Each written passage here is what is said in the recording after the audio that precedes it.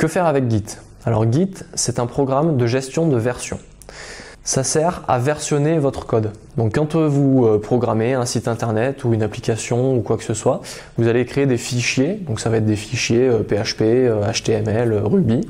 Et ces fichiers-là en fait vont évoluer. Vous allez rajouter des choses, parfois vous allez en enlever, parfois vous allez vous dire que ça c'est plus une bonne idée, donc vous changez d'idée, etc.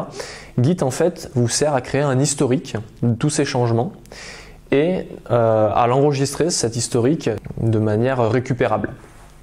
Ça sert aussi à collaborer en équipe, c'est-à-dire que souvent, c'est très rare que les développeurs travaillent seuls.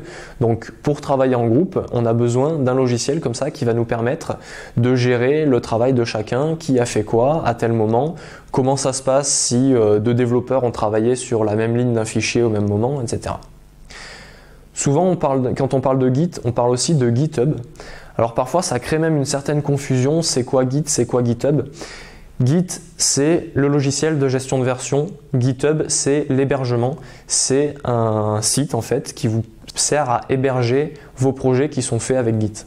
Donc GitHub, ça fait aussi maintenant office de réseau social. On peut voir le code des autres développeurs, on peut participer. Enfin, il y a beaucoup de choses qui se passent autour de GitHub, mais il faut vraiment voir ça comme deux choses différentes. Git, c'est un outil qui s'installe sur une machine.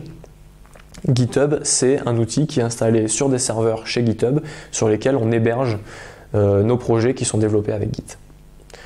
Pour conclure, Git est un outil très efficace et très utile pour les développeurs et tous ceux qui travaillent dans le monde du développement pour partager leur travail et pour le faire évoluer en gardant une trace de l'historique.